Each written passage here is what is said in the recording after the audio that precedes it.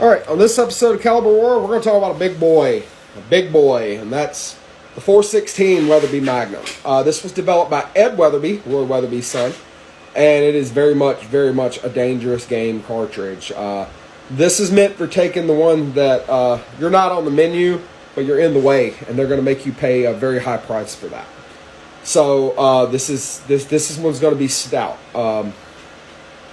It's a Haas. How much of a Haas? Well, obviously it's 416, so .416 bullet, 10.6 millimeter diameter. It's based off the 378 Weatherby Magnum case, so you've got a 74 millimeter long case in this instance, and it's gonna thump. Like that 378 Weatherby's a thumper, so this was gonna thump you too. But in the good thing, it's on the good column, it's definitely gonna knock anything on four legs flat on its ass, which is exactly what you want in a hunting cartridge. So, yeah, you're stuck with the large Magnum action, of course. 31% greater case capacity in a 416 Remington Magnum. So for you hand loaders, this one might be one to play with if maybe you want to cook up some ammunition to take to Africa. Yeah. A 378 Weatherby Magnum's pretty hot. You neck it up to a 10.6 millimeter bullet, and I mean, you got something here.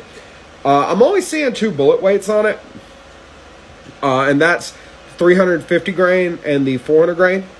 Your 400 grain bullets are stepping out at 2,700 feet per second with 6,474 pound-feet of energy.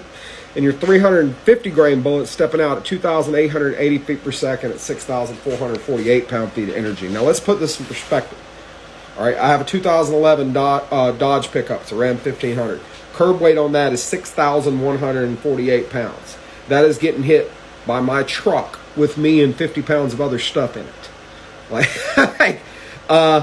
yeah, this is very, very, very powerful cartridge.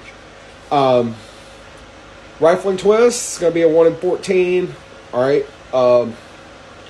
Weatherby states that it runs about 65,000 psi. So, yeah, it's going to have your typical 378 Weatherby Magnum characteristics: belted, double radius shoulder. Right. This is not